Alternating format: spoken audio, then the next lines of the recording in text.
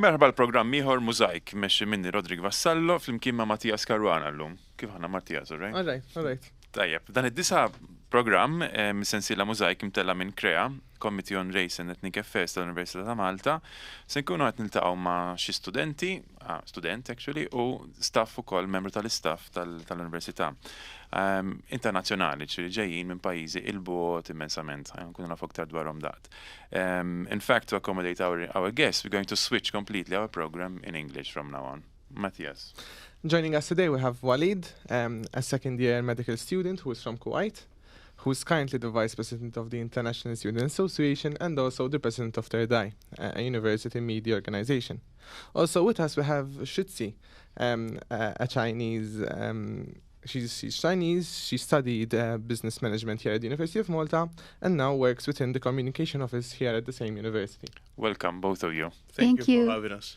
All right, Waleed is a little bit nervous, so can we kind of be gentle with Yes, today? maybe you can start introducing a bit yourself. Well, you know you're an international student when they skip your surname. It's something that happens a lot.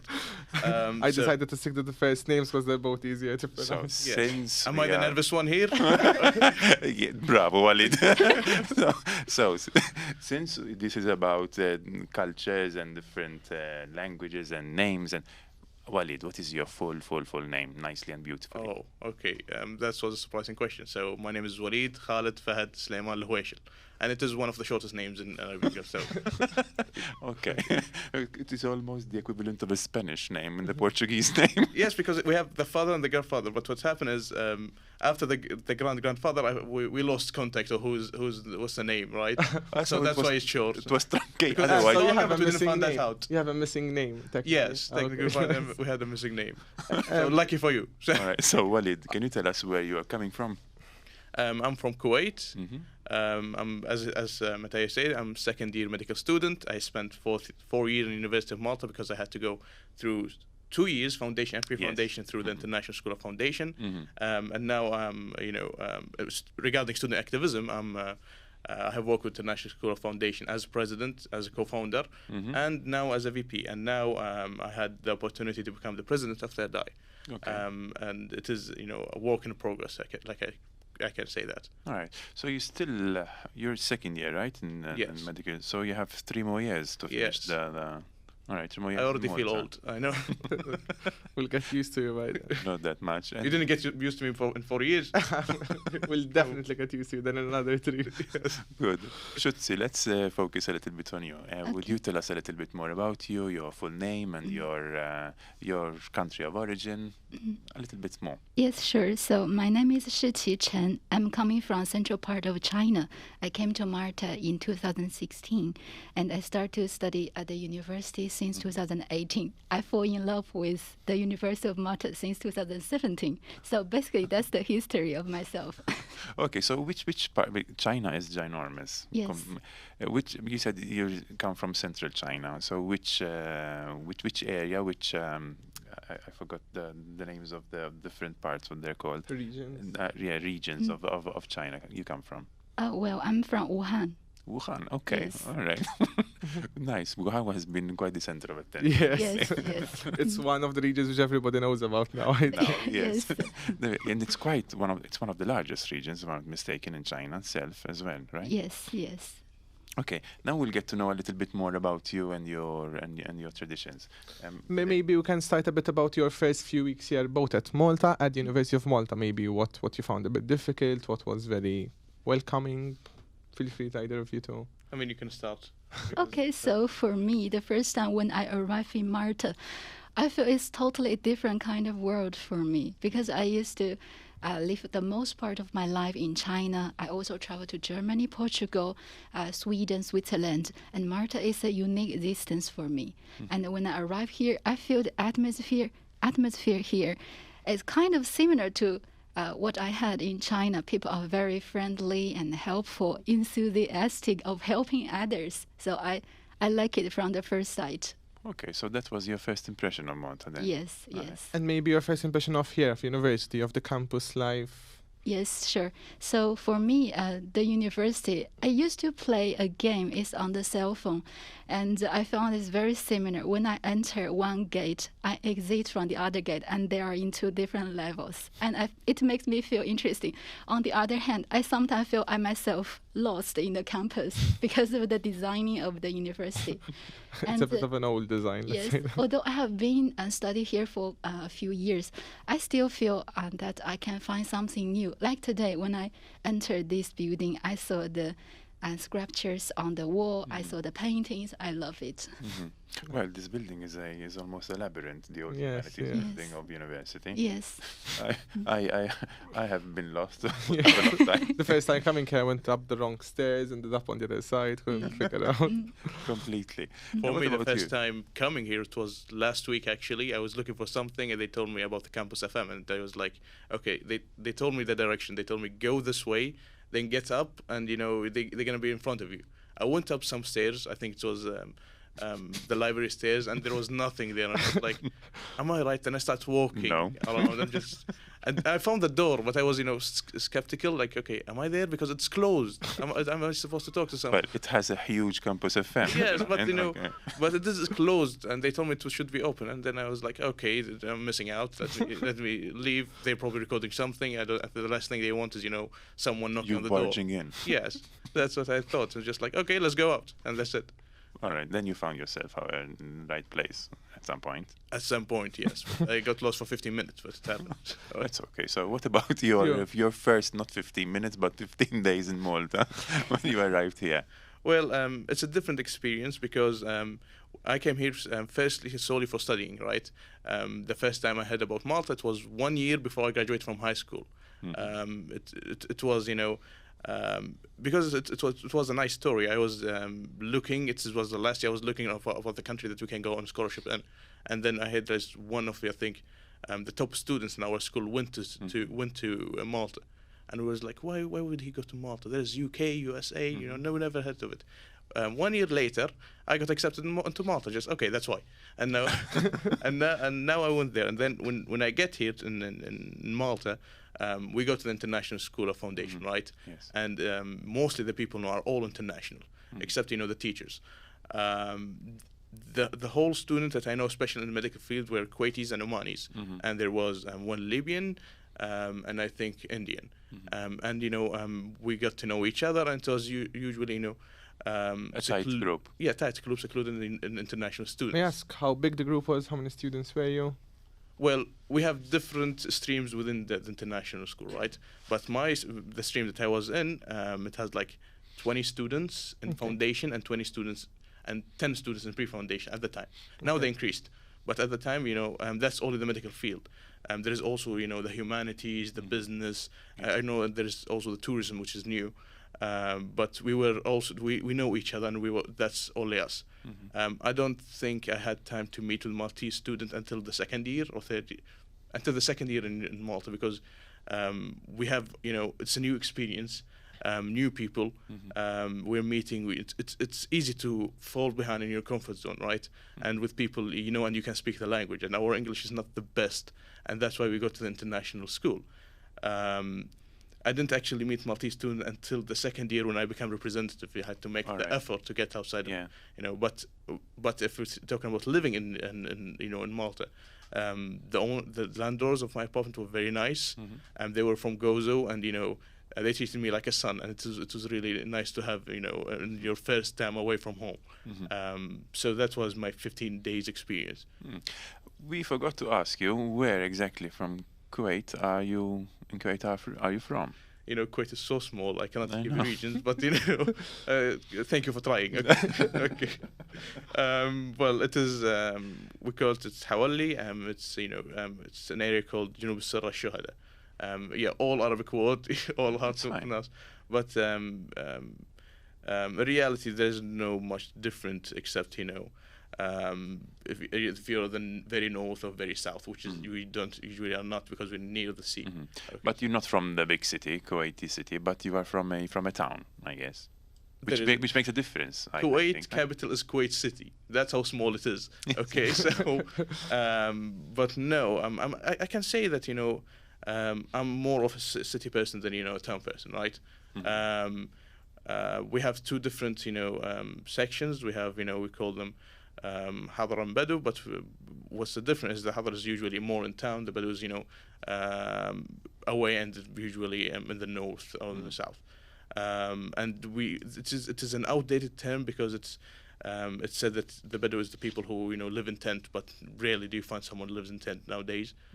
But they still keep the names, right? All right. Yes. So I'm more of a city person. We have our small community within the bigger community, but it's still a community, right? So from Shuhada, we have a school specifically we go to, and the people we go to, we know them. So even the people, one of the older years in MDs are from, the same place I am, from Shuhada, but he went to a different school near me. So, this is how, small, but, connected. Yes, I understand. Malta is extremely small. It's much, much smaller than Kuwait, as you know. And yet, even for us, people coming from different parts of Malta, we can actually understand that there are some differences in the way we speak sometimes. So I would expect Kuwait being much larger, also to have differences, regional differences, area differences. Sometimes even people going to different schools behave differently from each other, and this is what really interests us to explore as well with you. If you can present and help our listeners understand of this wide diversity that human beings have, and how, in my eyes, it is beautiful, this diversity, we would have reached kind of the scope of this program. So for me, it's interesting to hear the different names and different pronunciations and about the Bedouins and about the town people. I think it's good. So Wuhan is ginormous. Yes. Where exactly are you from? And what is peculiar about the place you come from? Well, so my hometown is, we have a population around 1.14 million people living in the city. So I was hoping going to say thousands, because that's how you said million. Yes. Scale is different, and somewhat zeros to that number. And it's busy all the time. And even say the students on campus, there are more than 1 million. So you can feel it's a very activated city, and the commercial environment is very advanced. And compared with traveling to Malta, I feel life here on the weekend is very peaceful because most of the shops closed on Sunday. And on work days, it's as busy as my hometown because the traffic is a bit heavy here. But still, I feel that most people, they drive in their own discipline. And when there's something happens, people always willing to help. And one thing impressive me most is that every time when I saw ambulance on the road, and everybody just move their cars away from road and give road to the people, to the patient. I think I was touched for so many times when I saw this scene. So you actually come from the city of Wuhan, then not just the region, because the region is as we said, is yes, it's a huge region. Yes. All right. Now, something we can maybe you touched already about it, Waleed, is the international community here at University of Malta. As Radek previously mentioned, everywhere you go, you're going to find diversity. Maybe you can elaborate more about the diversity here on campus regarding the Asian students. Yes. I'm aware there are over 1,300, if I'm not mistaken, so I'm quite sure there's quite a lot of nationalities. Maybe you can elaborate a bit on that, and maybe what activities are there, whether you meet with other students from other nationalities. Yes. I would like to share some of my experience when I read the first year of my master program. So I have classmates from Switzerland, from Germany, and from Iran. And although most of my classmates are Maltese, and every one of them, of course, they speak very fluent English. And sometimes they ask me questions about my own home country and my culture. I feel it's very good. And when we talk about the studies, and when we face some difficulties, especially I read my first diploma in China, the education system is totally different. And the way how our lecturers deliver the courses and give us assignments and the requirements is a bit different. So I feel when when I have this problem of the first year, I noticed that some of my other classmates from foreign countries, they have the similar problem. And we talked with each other, and our Maltese friends and the classmates came over to help us. I felt it's very helpful and make me feel easier to get used to the studies here and to learn more about the knowledge and the education system here. So it's good for me. I feel I enjoy it. If you had to pinpoint, both of you, differences between the education you received from your countries and now the education you're receiving here, you said it's quite different. So what is different? Because I think this could be extremely interesting for us to understand. Well, so for me... Or maybe you can start with which one you prefer, and then tell us why. It's really difficult to say which one I prefer, because each of the system has its own advantages, or like people think it can be improved better. So for me, personally, I think when I was reading my first diploma in China, the thing I like very much is that every time when we receive an assignment or a project, our student advisor and our lecturers keep very keen touch with us, and they set plan for us. We not only set plan for ourselves, they also set plan for us. They treat us sometimes a bit like children, but in a way, it helps us and keep pushing us to move forward together. So the graduation rate in my university is relatively higher than what I know in Europe. The other thing I feel is good here is that I used to hear so many times from my friends, they always told me, it's your own business. You finish your assignment, you complete your study, and you pass your exam. This is your own business. If you encounter difficulties, you can always ask for help. But please don't count on that. If you keep silent, there will be people approaching you and give you support. You have to be active. I like this very much because the society is like that. So if we have problem, we think about it and we find people who can help us. And this is a different perspective for me, so I like it. Waleed? What I want to say is I agree with her in the pushing and tutoring sites in our home country. I didn't have the experience of undergraduate, degree because my first undergraduate that I'm going through, I'm still part of it, and it's in Malta.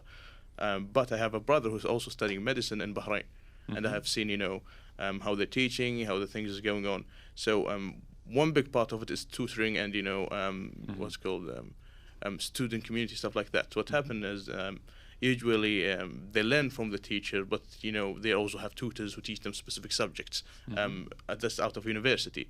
So for some they might say that it's much easier, much linear, but for me I found it more interesting to actually go through the studying part, kind of suffering through it, in a way, so we can know what the experience is. I don't like it when the exam is close, but on the long term, it's supposed to be better, so we can learn and see how things going on. I think there is also different in the clinical years because I'm medical, but I cannot give an insight on that yet because I'm still in MD2. Yes. This is basically the difference in education. I think she could provide a better insight since she studied. She had an undergrad somewhere. Yeah, but my whole experience in the undergrad is in Malta. Right, and the experience here is more, adapt or perish, in a way, and this was something that we learned within the International School of Foundation. They helped us. They told us, how to study. They tutor us for the actual subject. But you need to do your own work, right? You need to study. You need to know. And the fascinating thing is. Every year is different. For example, the pre-foundation had, little focus on science, but it has science. Yes. But at the same time, it has more focus on English. The foundation years have more focus on science and English and, scientific or medical English.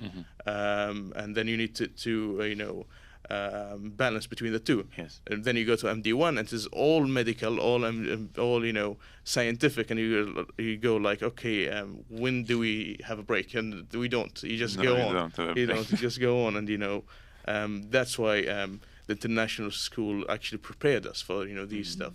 They do the English, they do the stuff, and then you go there and you understand what the material is coming to you. So That's actually, it was the education experience for me within the University of Malta, within international school. Right. Also, because she mentioned society, one of the things that, helped me in international school, we were not only secluded within our, medical foundation program, and this, we have, research and reasoning classes.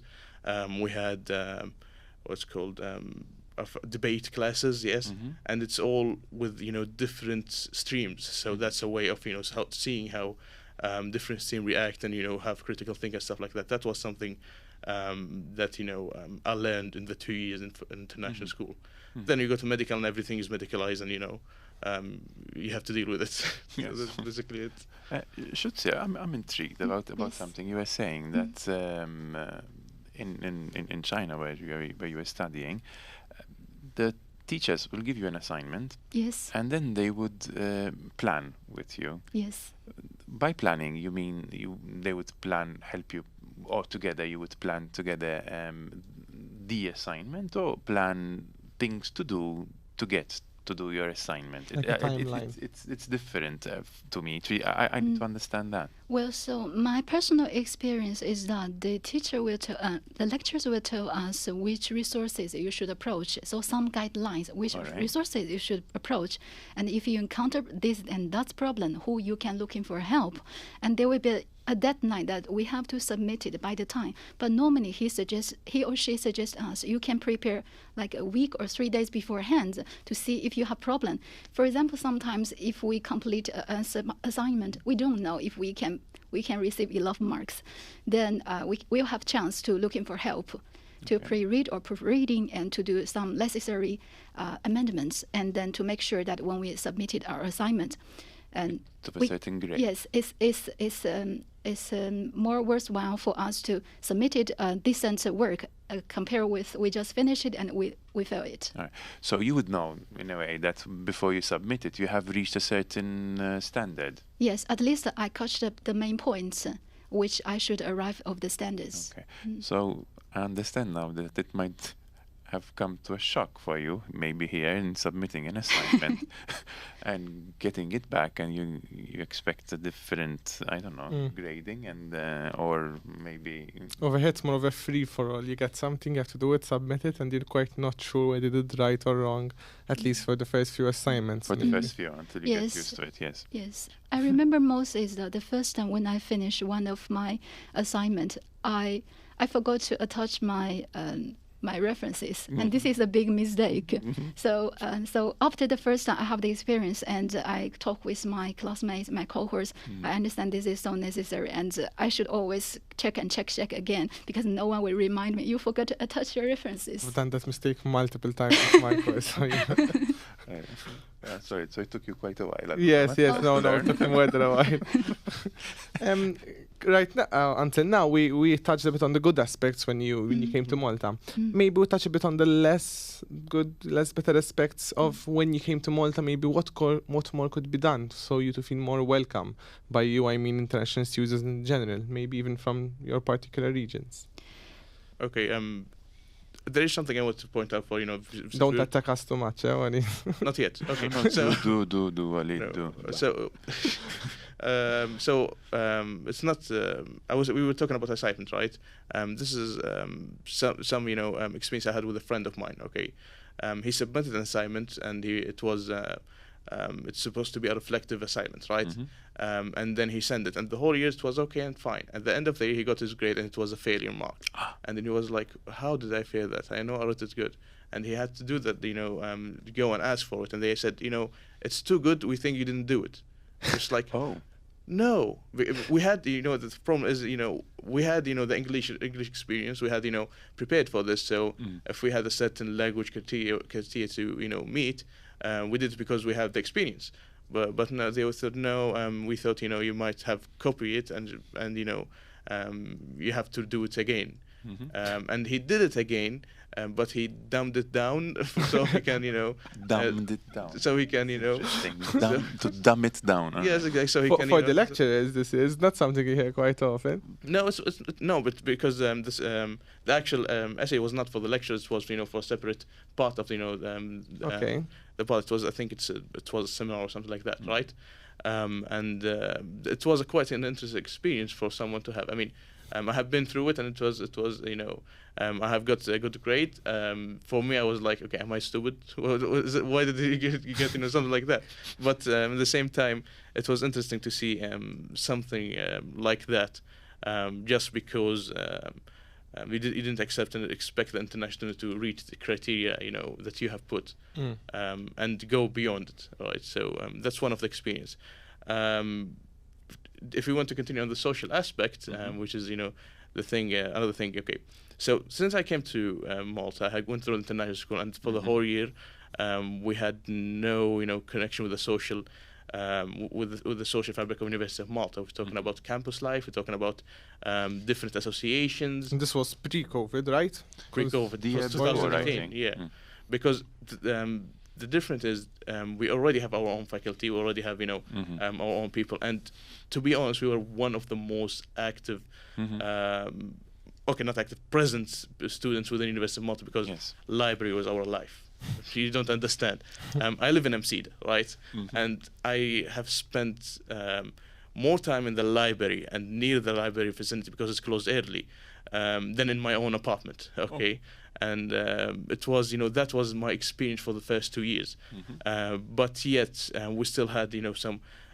We didn't actually meet a lot of Maltese students. To be fair, there's not a lot of comment. We are on our own faculty, so that's a different thing. It didn't help to bridge or get into the social fabric, as you said. Yes. But the thing is, the second year I applied to become the representative of the school itself, and I have won the election, and I become representative, right? So from that point, I had the time to go to what's called the board meetings, right, for the school itself. I have met with pro-rectors, from the directors from our own faculty, and we had the conversations, stuff like that. They told us, okay, we have the problem of the library, because we're thinking, it need to open more, since we basically live there, and it's closed at 8 p.m. and we finish class at 5 p.m. right? We can't even eat if we want to spend time studying there. And then what happened is they told us that the past representative sent emails, no response. He became a spam. Okay, and then they told me go to the KSU, and I was just like, what's the KSU? All right, what's the KSU? And they told us, it's a student, so you go talk to them. All right, and then from there, I had to actively know more about the KSU myself. And at the same time, there was like a KE meeting, KKS, is it the name? Yes, for those who know, these are meetings where representative of each faculty and organizations meet and to discuss whatever the issue might be. So you are forced to get out of your bubble. Yes, I was actively doing it myself, right? So when I got there, I think I talked to the president at the time, and he then directed me to the educational office for the KE meetings. When we went there, I went for the 6th meeting of the year. I have missed 5. That's, much. And I'm just like, this is the 6th meeting and I just know about it now? Okay, and then I went there, and they were looking, telling me, which faculty are you from? And I was like, international school. And it was there, and they told me there was never, anyone who came from there. Indeed. Waleed was the best. It was a funny experience, because at the same time, I think I was the only international student there, right? And they had to switch from Maltese to English. Yes, and but now, thank God, maybe because of Waleed and maybe not, but there are more international students who are participating, so yeah. Yeah, that's great. I think KSU, thank you for that. Already throwing shields in defensive mechanisms. I can know. But that was the experience to actually go out to yourself to meet. Until now, I still meet with 5-year students or 5th-year students and 4th-year students in medical field. They tell me, what are you going for? I'm just like, the KH, and just, what is that? And then I'm just contacting with them. But I'm not talking about, so to be fair, I'm not talking only about the KSU, but the student activism within investment as a whole, right? But Was there a similar experience, for you, was there a period where you were kind of in your own bubble and then something happened and you were forced out? Yes, I do have the similar experience. Would you elaborate? Would you care to share it with us? Yes, sure. So there's one experience of myself I feel is pushing me get out of the bubble is that when we do the group work, it's very. When I recall this memory, I still feel it's a very good experience for me. So I used to have group work in China with my classmates, and we do the same project together. And it happens a lot that some of my team members, because of any reason, he didn't appear or he didn't contribute to the work. But by the end of the day, we still will submit the work together, and we all can receive the pass mark.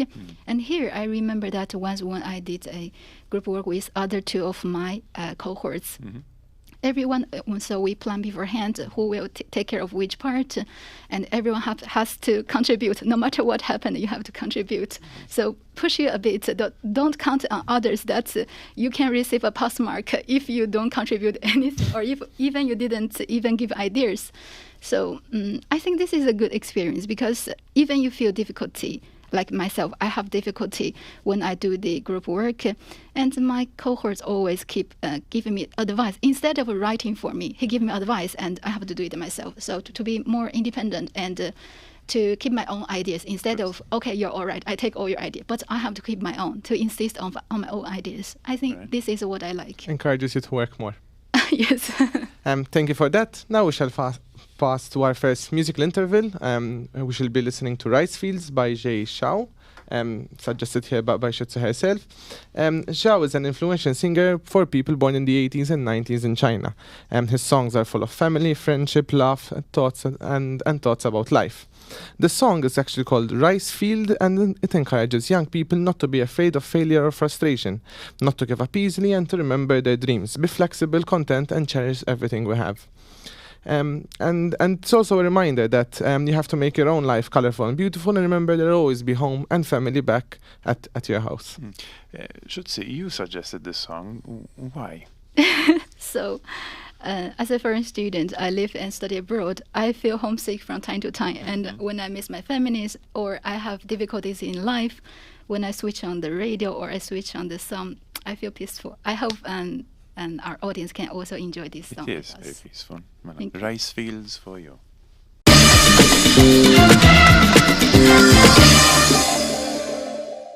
In this second part now, we'll get into the tradition part, the traditions, the culture, and the beliefs, your baggage, your cultural baggage and background. You are bringing here to the table. So let's start with that. Do you, when you think about the place you come from, so from Kuwait, from Wuhan region, what things did you bring with you in terms of cultural baggage now? Let's start with you, Shutsu. So for me, I have deep love of our own culture. Then the food, first of all, the food. Definitely the food. Yes. Everyone loves the food. Always the food. We can see that. I'm speaking for myself. Yes, and I'm so happy that there are some Asian food stores in Malta, and I can visit them often and cook my own dishes, not only for myself, but also for my friends I encountered in Malta. And also... and there's something else, for example, there's some, I think it's deeply rooted in our behavior. For example, when we are in the classroom or in the office, we always try to keep quiet, keep self-disciplined, try not to bring trouble to others. Even sometimes, I think this is my own personal experience. I don't know if it happens to other of our Chinese communities in Malta. Even sometimes I have some problem or some question. I want to looking for help, but I feel shy to ask others, especially when others are busy with their own things. I feel shy to ask for help. And I feel these 3 years, I improved a lot of asking help when I have something I don't understand. Because sometimes when I saw something I don't understand, I feel shy to ask why and how comes. and I don't want others to see me as a stupid. So now I get used to that. If you see me stupid, it's okay. I'm from a foreign culture. I don't know this. This is normal. And the other thing I think I brought with me is the lifestyle here. So like most of the times we spend time, I prefer to spend time with families. And I remember 10 years ago, I really like places like Pottery. I liked a lot, something like that. And nowadays, when it comes to weekend, I prefer more to go with my families to the forest. There are forests in Malta. Yes, there are. It's more It's not as big as you might think. So with my friend, there are forests. Go hiking and to spend time with families and to read and at home and keep quiet. I like quiet lifestyle now, and well, my friends, some of them, they're still party animals, but I don't mind. So it's basically like that. What about you, Waleed?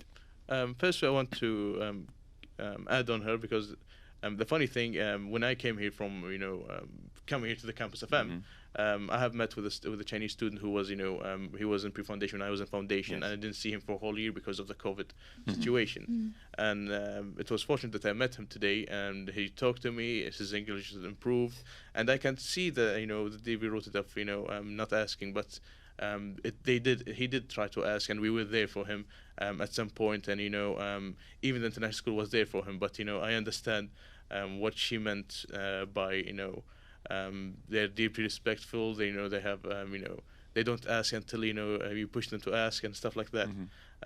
It is something I noticed, and it's a good thing that she pointed out. Okay. Regarding traditions and the cultural baggage, the way I think about it is not something that we can leave behind. It's something rooted in us, just like our skins. It is it is us. It is something we have. But what happened is the challenges for these culture, because for this cultural baggage, not all of it is the same as in Malta, and this is one of the reasons why I wanted to go on a scholarship outside of Kuwait, and an Arabic country, because I had a chance to go there, but I wanted to go into That's very interesting. And I wanted to go to a different lifestyle, different life, and somehow I end up here. Okay. And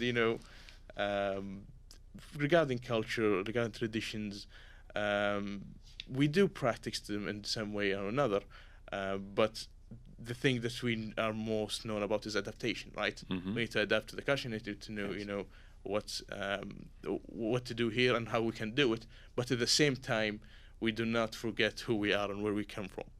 And it is an integral part, because when talking about integration and inclusion, they talk about cultural assimilation. I'm just like, no, we have our own identity, and we are different in our identity, even between the same country, even between the same regions. And for example, I'm Kuwaiti, and there is there were a lot of my colleagues are Omanis, for example. Yes. We are very near, and we are similar in a lot of things. But still, we all have our different traditional culture. Yes. And even one of the things, that we have as our tradition, we have, I have talked about this, the National Day of Kuwait.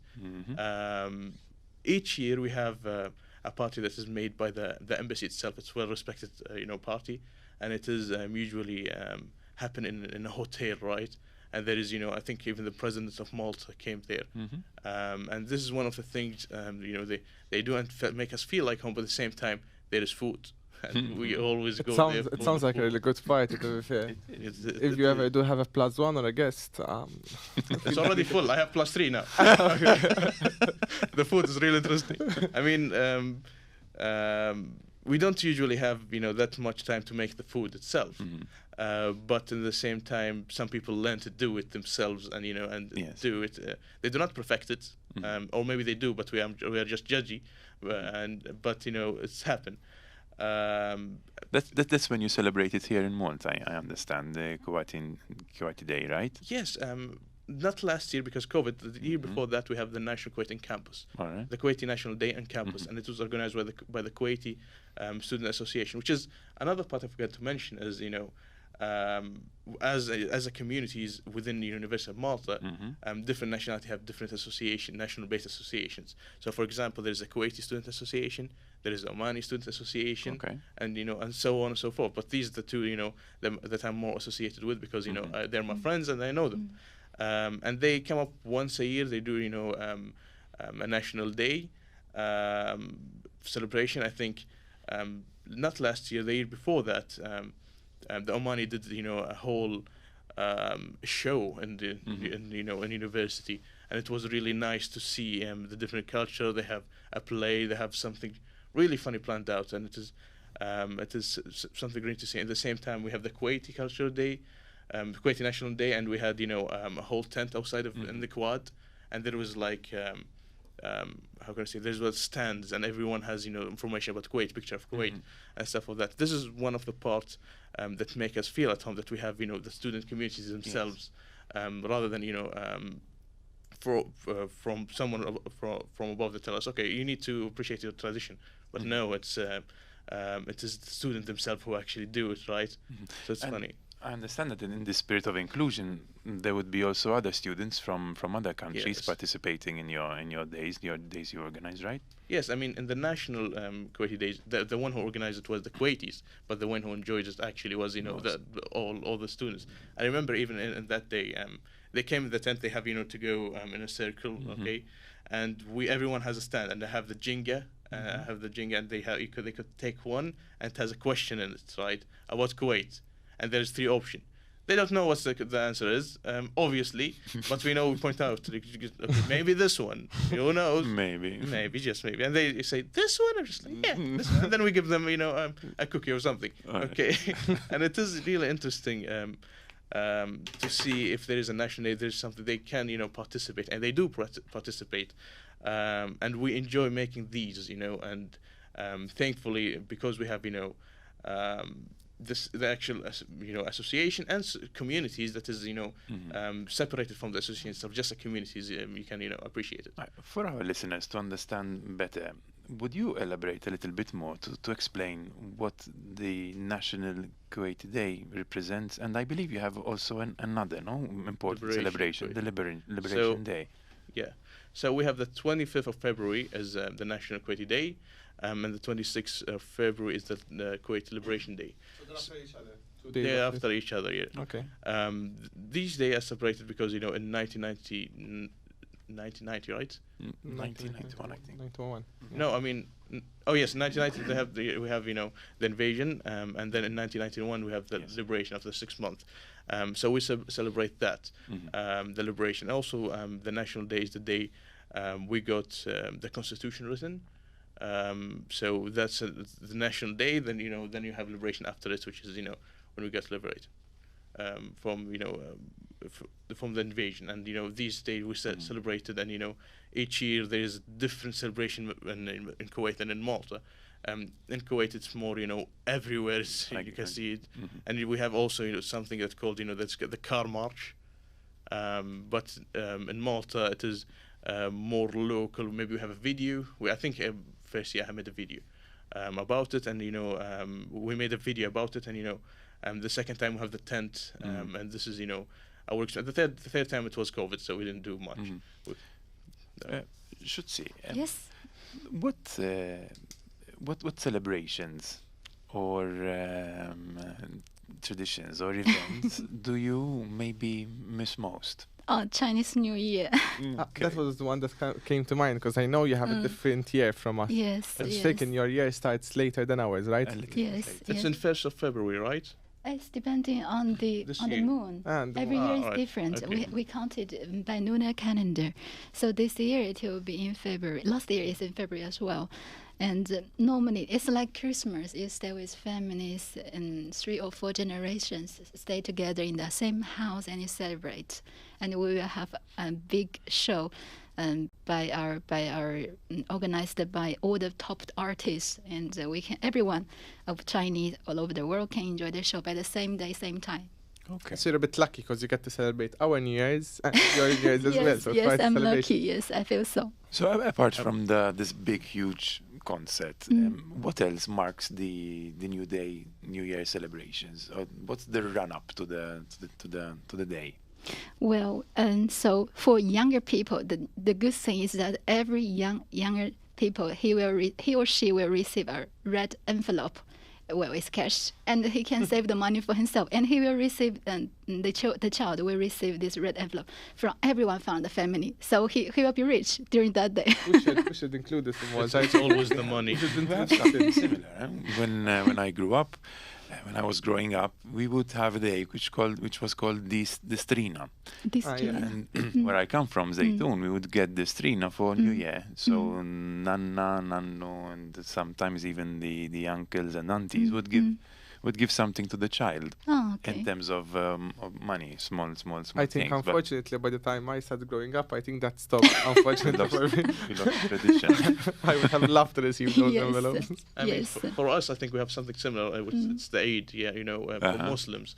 Usually celebrated twice. One after Ramadan, which is the year we fast from sunrise to sunset, and one in it's called Eid al-Adha. It's after the pilgrimage. Okay.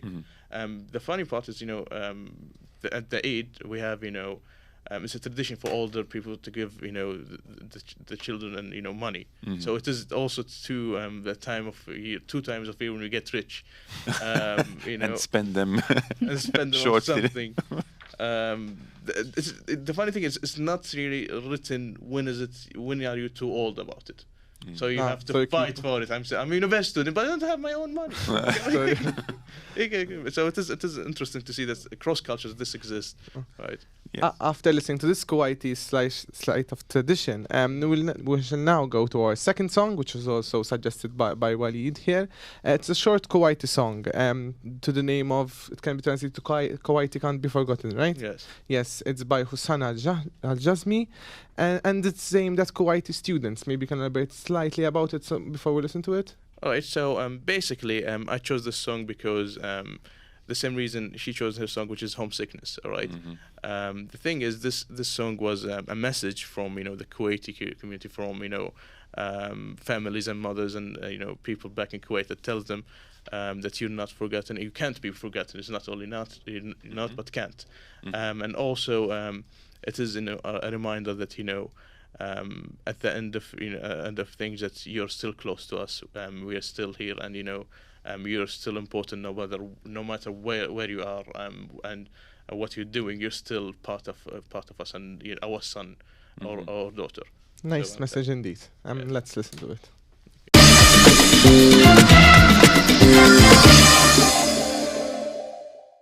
After listening a bit about your traditions, maybe I can ask you, do you think that the local community, both the Maltese one and even the local campus one, appreciates your traditions, or maybe is involved? I don't know.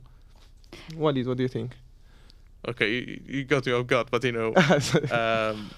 you said before that you have organized a number of activities, of events.